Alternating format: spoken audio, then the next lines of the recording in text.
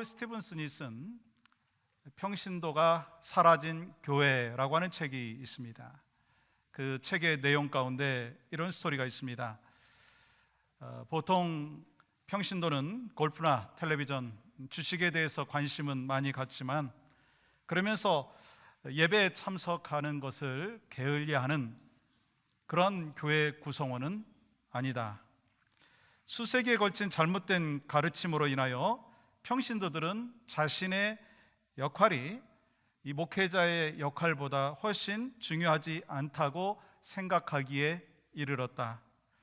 이 성경의 가르침에 의하면 평신도의 사역은 그것이 절실히 필요한 세상에서 훨씬 더 중요하다, 이런 이야기를 했어요. 감사하게도 21세기에 들어오면서 제2의 종교개혁이 일어난 것입니다. 제1의 종교개혁은 성경을 평신도들에게 되돌려줌으로 인하여서 하나님의 말씀을 직접 듣고 말씀을 읽고 말씀 속에서 깨달음을 허락받았다면, 제2의 종교개혁은 이 목회자들만이 사역하는 것이 아니라 이제는 목회자와 평신도 사역자들이 함께 교회를 세워나가는 하나님의 사람이 되었다라고 하는 것입니다. 그렇기 때문에 모든 성도들이 사역자로서 은혜와 권능을 받은 하나님의 사람일 뿐만 아니라 은사와 재능에 따라서 사역에 참여하고 사역의 주역이 되어야 된다라고 하는 것을 이야기하는 것입니다. 왜냐하면 교회를 변화시키고 세상을 변화시키는 사람은요, 목회자들 뿐만 아니라 실질적으로 세상에 직접 뛰어든 평신도들이 해야 될 사명이라고 하는 것입니다. 오늘 본문의 말씀을 보시면 이 대표적인 평신도 사역자의 모델이 나오고 있습니다. 그 사람이 누구예요? 스데반 집사입니다. 성경은 모든 그리스도인들이 사역자라고 말씀하고 있어요. 만인 제사장의 원리에 의하면 목회자의 역할과 평신도의 역할은 다르지만 오히려 초대교회 그 7 집사를 택하여서 평신도 사역이 활성화된 것을 통하여서 부흥과 성장이 이루었던 것을 보지만, 그럼에도 불구하고 하나님께서 목회자와 평신도들을 같이 더불어서 사역을 감당할 수 있도록 허락하여 주셨다고 하는 것입니다. 그러면 우리가 생명을 살리는 공동체를 세우기 위해서 우리는 세상으로부터 불러냄을 받은 하나님의 자녀가 되었고 다시 세상으로 보냄받은 예수 그리스도의 제자가 되었고, 또한 이 성령의 충만함으로 예배하는 예배자가 되었고, 또한 오늘 말씀을 통해서 같이 나누게 되는 나는 교회인데, 교회로서 평신도 사역자로서 준비된 사역자로서 어떻게 살아가야 되느냐라고 하는 것입니다. 어떻게 준비된 사역자로서 초대교회와 같이 건강한 교회를 세워나갈 수 있느냐라고 하는 것입니다.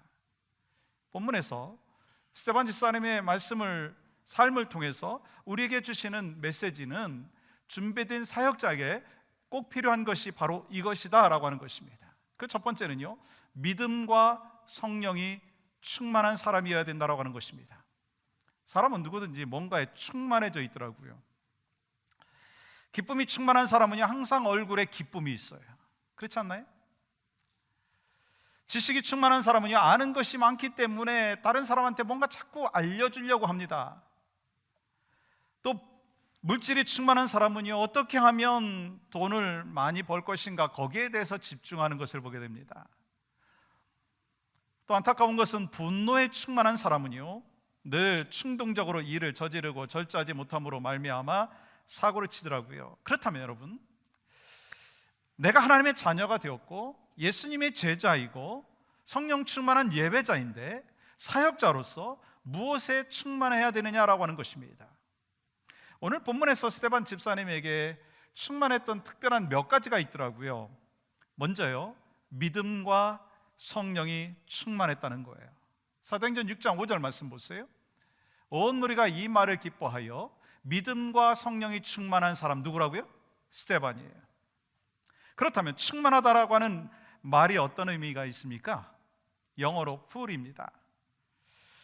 예를 들어서 우리가 자동차를 타고 가다가 이 가스가 다 없어졌어요. 그러면 가스를 넣잖아요. 가득 넣지 않습니까? 더 이상 들어갈 수 없는 상태를 뭐라고 얘기하죠? full이라고 합니다. 가득 찼다라고 하는 거예요. 뭐 옛날 고상한 말로는 만땅이다 그렇게 얘기도 하잖아요. 그렇다면 믿음과 성령이 충만한 상태는 어떠한 의미가 있느냐는 거예요. 믿음이 가득 차서 성령의 지배를 받는 삶, 그러한 상태를 봐도 믿음과 성령이 충만한 상태라고 얘기하는 것입니다. 그래서 자기 생각이나 자기 감정으로 말하고 행동하는 것이 아니라 성령께서 그의 생각과 감정과 말과 행동을 지배하는 거예요. 그래서 내 마음대로 생각하고 내 마음대로 말하고 내 마음대로 가지 아니하고 오직 성령의 인도하심을 따라서 살아가는 삶의 모습이 바로 믿음과 성령이 충만한 사람이다라고 하는 것입니다. 여러분, 성령 충만하면 제일 먼저 여러분에게 떠올리는 단어가 뭡니까? 아니, 성령 충만한 사람에게 나타나는 그 증상이 뭐라고 여러분 생각하십니까? 혹시 예언하고 방언하고 병 고치는 것이라고 생각합니까? 아니에요. 그것은 은사입니다. 은사는 하나님께서 하나님의 일을 맡기시기 위해서 필요한 상황에 따라서 필요한 사람에 따라서 주시는 선물입니다. 그렇다면 성령 충만이 뭔가요? 성령 충만은요, 인격과 관련이 있다고 하는 거예요. 속사람과 관련이 있습니다. 여러분, 갈라디아서 말씀을 보면 성령 충만한 사람이 열매를 맺는 것에 대해서 말씀하셨어요. 9가지 성령의 열매가 있지 않습니까? 사랑과 희락과 화평과 오래 참음과 자비와 양성과 충성과 온유와 절제의 열매를 맺는 거예요. 여러분, 성령 충만하면요, 당연히 그 열매를 맺게 되었다라고 하는 것을 말씀하는 것입니다. 이 모든 것들이요, 속사람과 관련이 있다는 거예요. 에베소서 5장 말씀 보시면 이렇게 말씀하잖아요. 술 취하지 말라, 이는 방탕한 것이니 오직 성령으로 충만함을 받으라 말씀하셨어요. 그렇다면 여러분, 성령의 충만함을 받은 사람이 어떠한 특징이 있느냐라고 하는 것이요, 여러분 19절부터 기록되어 있습니다. 같이 한번 읽어봤으면 좋겠어요. 시작. 시와 찬송과 신령한 노래들로 서로 화답하며 너희의 마음으로 주께 노래하며 찬송하며 범사의 우리 주 예수 그리스도의 이름으로 항상 아버지 하나님께 감사하며. 그러니까 첫 번째, 성령 충만한 사람이 어떠한 특징을 갖고 있느냐라고 하는 것입니다. 그것은요, 하나님을 찬양하는 노래가 끊이지 않는다는 거예요. 마음속에 하나님을 찬양하는 마음이 가득 차 있다라고 하는 것입니다. 오늘 또 앞에서 찬양 인도하는 분이나 우리가 함께 찬양하면서 정말 기뻐해야 될 것이 무엇인가라고 하는 것을 묵상하면서 같이 정말 이 스테이지가 강단이 막 흔들릴 정도로 그렇게 뛰면서 찬양했잖아요. 이게 바로 성령 충만한 사람의 특징이라고 하는 것을 성경은 우리에게 증거하고 있습니다. 두 번째 특징은요, 성령 충만한 사람은요, 감사하는 삶을 산다라고 하는 거예요. 세상의 것에 취해 있는 사람은요, 그저 욕하고 원망하고 불평하고 서로 다투는 일을 좋아할 수 있습니다. 그러나 성령 충만한 사람은요, 그렇지 않다라고 하는 거예요. 모든 것이 하나님의 은혜인 줄 알기 때문에 어떤 일을 만나도 감사합니다. 힘든 일을 만나도, 어려운 일을 만나도 감사한다라고 하는 거예요. 여러분, 지난해 연말에 성탄 축하 발표회를 했잖아요. 우리 목회팀이 불렀던 그 노래 혹시 기억하세요? 감사송입니다. 그래서 감사, 그래도 감사, 그러나 감사, 그러므로 감사, 그렇지만 감사, 그럼에도 감사, 그러니까 감사, 아주 그냥 감사, 그리 하실지라도 감사, 그럼에도 불구하고 감사, 이래도 저래도 감사, 아주 그냥 감사, 매일매일 감사, 항상 감사, 쉬지 말고 감사, 범사에 감사. 한번 불러볼까요? 절제도 해야 될 때가 있기 때문에 제가 이 시간에는 안 하지만 언제 한 번은 꼭 우리 성도들과 같이 이 노래를 좀 불러봤으면 좋겠어요. 감사송 가사처럼 성령 충만한 사람은요, 이렇게 모든 일에 감사가 넘친다는 거예요. 어떤 상황과 환경에도 연연하지 아니하고 모든 상황 속에서 하나님의 인도하심과 뜻을 생각하면서 감사하는 것이 성령 충만한 사람의 두 번째 특징이라는 거예요. 그렇다면 여러분, 세 번째 특징은 뭘까요? 성령 충만한 사람은요, 사람을 섬기고 사람들에게 복종하는 능력이 있다고 21절에서 이렇게 기록하고 있습니다. 그리스도를 경외함으로 피차 복종하라. 중요한 것은요, 피차 복종하고 그리스도를 경외하는 이 모든 것들이요, 교회에서뿐만 아니라 가정에서도 직장에서도 일관성이 있어야 된다라고 하는 것입니다. 그러므로 초대교회 사람들은요, 하나님뿐만 아니라 온 백성들에게 칭찬을 받았다고 로마서 14장 18절에서 말씀하고 있습니다. 이로써 그리스도를 섬기는 자는 하나님을 기쁘시게 하며 사람에게도 칭찬을 받느니라. 하나님을 진실로 섬기는 사람은요, 믿지 않는 사람들에게서도 칭찬을 받는다는 거예요. 그렇다면 여러분과 저는 어떻습니까? 교회에서는 거룩하고 경건한데 혹시 집에서 혈기 부리고 화내고 그러면서 다른 사람의 모습으로 변한 상황이 되지 않느냐라고 하는 것입니다. 교회에서 경건하면 가정에서도 경건해야 되고요, 삶의 터전에서도 경건해야 된다는 거예요. 교회에서만 크리스찬이 아니라 삶의 터전에서 나는 크리스찬이다, 나는 교회다라고 하는 아이덴티티를 분명히 갖고 살아가야 된다라고 하는 것입니다. 여러분 어떠세요? 가정에서, 직장에서, 회사에서, 또한 학교에서, 세상에서 믿지 않는 사람들로 인하여서 여러분은 칭찬을 받습니까? 어떤 분은 이렇게 질문합니다. 이렇게 말씀합니다. 아니, 사람들로 말미암아 칭찬받는 거 뭐가 그렇게 중요합니까? 하나님으로부터 인정받기만 하면 되는 거 아닙니까? 그런데 우리의 사명은 예수 그리스도를 증거하는 사명입니다. 복음을 증거하는 사명을 우리가 받았어요. 근데 우리가 세상 사람들로부터 칭찬받지 못하고 존경받지 못한다면 우리가 아무리 복음을 전하려고 해도 복음을 받아들이지 않는다라고 하는 것입니다. 그러므로 우리 모두는요, 하나님의 자녀로서 어디를 가든지 먼저 하나님 앞에 칭찬받을 뿐만 아니라 사람들에게 칭찬받을 수 있는 하나님의 사람이 되어야 될 줄 믿습니다. 다른 사람들로부터 칭찬을 받을 뿐만 아니라 다른 사람들에게 본이 되어야 된다고 성경은 우리에게 말씀하고 있습니다. 사도행전 6장 3절 같이 한번 읽어볼까요? 시작. 형제들아, 너희 가운데서 성령과 지혜가 충만하여 칭찬받는 사람 7을 택하라. 우리가 이 일을 그들에게 맡기고.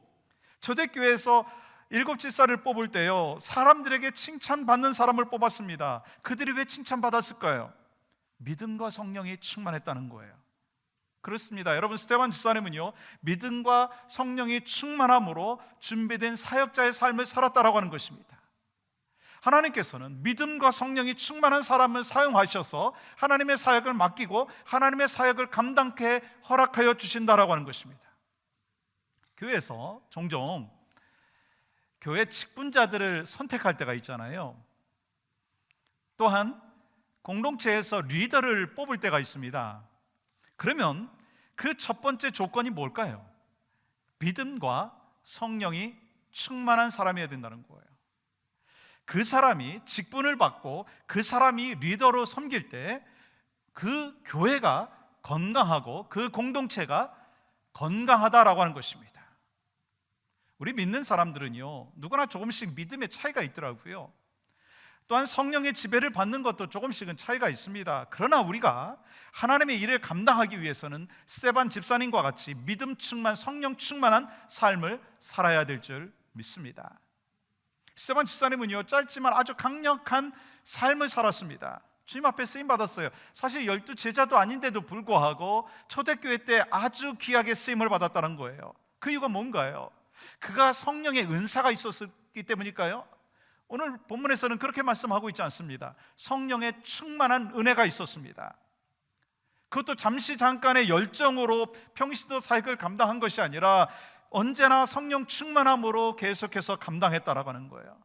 여러분과 저도 마찬가지로 믿음, 성령 충만함으로 말미암아 준비된 사역자가 되어서 하나님의 사역을 잘 감당함으로 말미암아 여러분과 제가 교회로서의 역할, 또한 교회를 세워나가는 하나님의 사명자들이 되시기를 주님의 이름으로 간절히 축복합니다. 또한 우리에게 필요한 것은요, 준비된 사역자는 은혜와 권능이 충만해야 된다라고 하는 것입니다. 여러분, 은혜라고 하는 단어가 어떤 단어이죠? 히브리어로 헤세드입니다. 문자적으로 번역하면 몸을 낮춘다, 구부린다라고 하는 거예요. 신학적인 의미는 뭐냐면 하나님께서 받을 자격이 없고 얻을 능력이 전혀 없는 자에게 몸을 구부려서 호의와 친절을 베풀었다라고 하는 것이 바로 은혜라고 하는 단어입니다.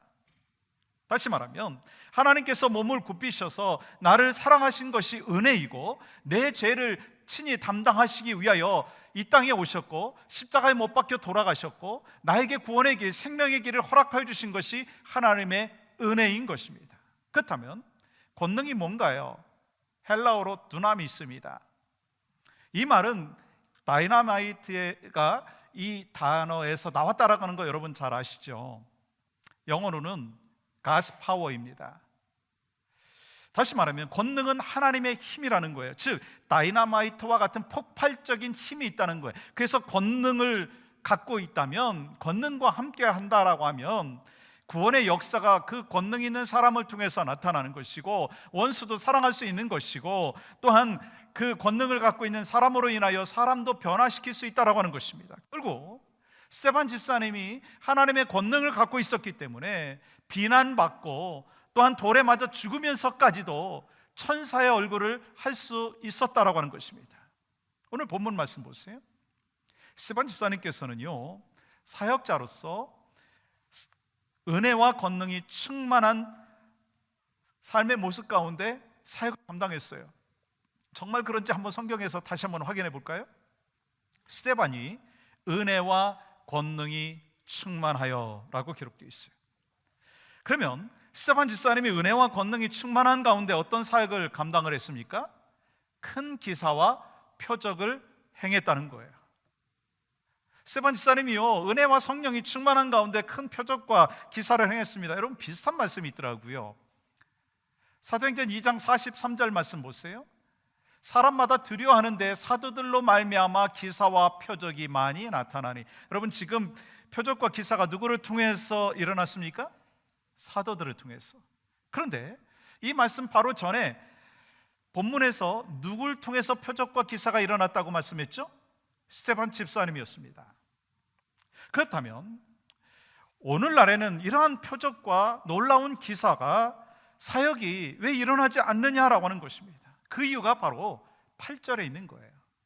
은혜와 권능이 충만할 때는 그러한 역사가 나타나는데 정말 우리의 삶의 모습 가운데 은혜와 권능이 충만하냐라고 하는 것입니다. 스데반 집사님은 은혜와 권능이 충만한 가운데 큰 기사와 표적을 행하였는데 우리가 정말 은혜와 권능이 충만하냐라고 하는 것입니다. 여러분 이 구절에 대해서 그러면 은혜가 충만하다, 그게 뭘까? 존 스tott 목사님께서 이 구절에 대해서 이렇게 해석을 하셨더라고요. 여기서 은혜는 예수 그리스도를 닮은 스데반의 인자한 성품을 가리키는 것이다. 존 스tott 목사님의 해석대로 하면 우리가 은혜를 받은 것을 어떻게 할 수 있는가? 성품이 인자하게 바뀌었다라고 하는 거예요. 은혜 받은 것은요, 우리가 말씀을 듣고 얼마나 눈물을 많이 흘리고 얼마나 많이 봉사를 하느냐 그런 것이 아니라 은혜 받은 사람은 예수 그리스도를 닮은 인자한 성품으로 바뀐 사람이다라고 하는 것입니다. 그렇게 하나님의 은혜가 우리에게 부어졌을 때 우리는 인자한 성품으로 바뀌게 되는 것이고 인자한 성품을 갖고 살아가는 삶의 모습 가운데 여러분과 저를 통하여 큰 기사와 표적이 나타난다라고 하는 것입니다. 다시 말해서 우리가 하나님의 일을 하다가 봉사를 하다가 지치고 어려워지는 것은요, 사역이 힘들기 때문이 아니라 은혜가 메말랐기 때문이다라고 하는 것입니다. 저는 사실 이 말씀을 묵상하다가 이 목사로서 좀 부끄럽더라고요. 목사님 저도요 때로 지칠 때가 있더라고요. 때로 낙심될 때도 있어요. 그때 저는 이렇게 생각을 했었습니다. 내가 왜 이렇게 힘들고 지치고 있는가? 누군가 나를 힘들게 했기 때문이다, 그렇게 생각을 했었어요. 물론 그럴 수도 있습니다. 그런데 내가 왜 이렇게 지치고 낙심되어 있는가, 그 이유를 오늘 이 본문의 말씀을 통해서 해석해 보니까 나에게 은혜가 충만하지 아니할 때 지치고 낙심되고 환경을 탓한다라고 하는 것입니다. 여러분 한번 좀 생각을 해보시겠어요? 여러분 열심히 헌신하고 봉사할 때가 있으셨죠? 지금도 그런 분들이 계실 거예요. 그때 힘들지 않았기 때문에 감당할 수 있었습니까? 아니, 지금 힘들지 않기 때문에 감당합니까? 아니더라는 거예요. 은혜가 충만할 때 감당한다는 거예요.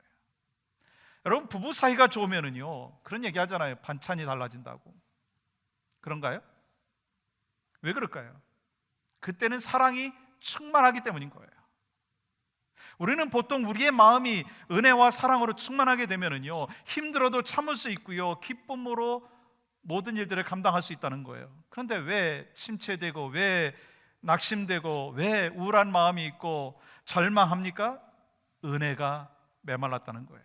아니, 은혜가 있기는 있는데 충분하지 않다라고 하는 것입니다.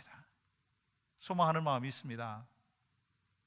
여러분 모두가 하나님의 은혜에 충만해서 여러분의 삶을 통해서 표적과 기사가 일어나는 놀라운 역사가 있기를 주님의 이름으로 간절히 축복합니다. 그렇다면 믿음과 성령이 충만하여 권능과 은혜가 충만하여 사역을 감당하는 사람들에게 하나님께서는요, 어떤 일을 맡기셨느냐라고 하는 것입니다. 복음을 전하라 맡겨주셨어요.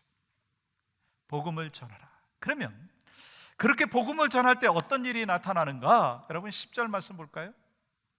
스데반이 지혜와 성령으로 말함을 그들이 등이 당하지 못하여 라고 기록되어 있어요. 복음 전하는 스데반 집사님을 능히 감당하지 못했다라고 하는 거예요. 즉 성령께서 함께 하시는 믿음의 사람을 이길 수가 없다라고 하는 것입니다. 여러분 이 일은요, 우리 스데반 집사님에게만 해당되는 것이 아니라 우리에게도 동일하게 나타날 줄 믿습니다. 왜요? 복음은 우리를 충만케 하고 천사의 얼굴로 바꿔준다는 거예요. 그러므로 여러분들이 복음 안에서 살고 있다면 천사의 얼굴로 바뀌어져 있어야 된다라고 하는 것입니다. 왜요? 예수님께서 우리를 향하여 뭐라고 말씀하셨어요? 너희는 세상의 빛이라 말씀하셨어요. 그래서 내가 어디를 가든지 무엇을 하든지 내 얼굴 속에서 내 삶의 모습 가운데 예수님이 드러나야 된다라고 하는 거예요. 그리고 나를 통해서 평안과 위로와 소망을 느껴야 된다는 거예요. 그렇습니다. 복음에는 하나님의 능력이 나타나고 복음에는 하나님의 지혜가 숨겨져 있습니다. 고린도전서 1장 24절 보세요. 같이 한번 또 읽겠습니다. 시작. 오직 부르심을 받은 자들에게는 유대인이나 헬라인이나 그리스도는 하나님의 능력이요 하나님의 지혜니라. 무엇이 하나님의 능력이고 지혜입니까? 그리스도가. 무엇이 하나님의 능력이고 지혜입니까? 복음이. 여러분 우리가 지혜와 권능을 어떻게 가질 수 있느냐는 거예요. 그것은 복음 앞에 서야 된다는 거예요. 그 복음이 무엇을 말하는 것입니까? 죄와 허물로 망가진 나였지만 하나님의 은혜가 아니고서는 내가 구원받을 수 없었다라고 하는 것을 고백하는 거예요. 그 복음이 무엇입니까? 아무리 내가 망가진다 할지라도 하나님께서는 나를 포기하지 아니하신다라고 하는 거예요. 내가 아무리 힘들어도요 하나님은 나를 구원하신다라고 하는 것을 말씀한 것이 복음이라고 하는 것입니다. 이 복음 앞에 사는 자는요 하나님의 지혜가 있는 것입니다. 이 복음 앞에 사는 자는요 하나님의 능력을 체험하는 것입니다. 이러한 복음 안에서 사는, 그리스도 안에서 사는 자들은요 그렇게 살 때, 복음을 전할 때 세상 사람들이 당해내지 못한다라고 하는 것입니다. 여러분과 저에게 맡겨주신 사명이 뭘까요? 성경은 분명히 우리에게 증언하고 있습니다. 예수께서 부활승천하시면서 우리에게 맡겨주신 그 사명이 무엇입니까? 제자 삼는 사명입니다. 누가 제자 삼아야 됩니까? 목회자인가요? 평신도들인가요? 우리는 잘 알아야 합니다. 잘 이해해야 합니다. 왜냐하면 그동안 교회와 성도들은 사역은 목회자가 감당하는 것이고 평신도들은 그냥 헬프하는 정도라고 생각을 했었습니다. 그러나 사역은 물론 목회자들이 합니다. 목회자만이 사역자인가요? 아니라고 하는 거예요. 함께 더불어서 사역하는 것이 여러분과 제가 감당해야 된다는 거예요. 여러분, 교회 사역을 운동 경기로 비유한다면 누가 교회 안에서 선수일까요? 얼마 전까지만 해도 목회자는 선수이고 평신도들은 관중이라고 생각을 했습니다. 그러나 성경은 그렇게 말씀하지 않습니다. 아니, 우리 교회 현실을 보면 그렇지 않습니다. 모두가 선수이고 모두가 사역자라는 거예요. 그럼 목회자는 뭐 하는 겁니까? 쉽게 말해서 코치 역할을 하는 거예요. 영적인 진리를 가르치고 영적으로 조언해주고 신앙의 기본을 훈련시키고 비전을 심어주고 동기를 부여하고 그래서 성도들이 자원하여 사역할 수 있도록 격려하는 것이 목회자라고 하는 거예요. 그러므로 목회자와 평신들은요, 모두 함께 사역자가 되어서 교회를 건강하게 세워나가야 된다는 것입니다. 사랑하는 성도 여러분, 우리는 준비된 사역자로서 다시 일어나야 합니다. 우리는 준비된 사역자로서 믿음과 성령이 충만하고 은혜와 권능이 충만해야 된다는 거예요. 그러므로 예수 그리스도의 복음을 전함으로 구원받는 자가 많아지기를 주님의 이름으로 간절히 축복합니다. 그때 하나님께서 주시는 선물이 있더라고요. 그 선물이 무엇인지를 말씀을 통해서 확인해 보겠습니다. 베드로전서 5장 4절입니다. 같이 읽습니다. 그리하면 목자장이 나타나실 때에 시들지 아니하는 영광의 관을 얻으리라. 아멘. 여러분과 저는 교회입니다. 여러분과 저는 사역자입니다. 그 분명한 사실을 알고 하나님 안에서 마음껏 사역을 감당하고 결국 여러분과 저에게 허락되어지는 것은 영광의 면류관인 것을 기억하고 사명 잘 감당하는 교회들이 되시기를 주님의 이름으로 간절히 축복합니다.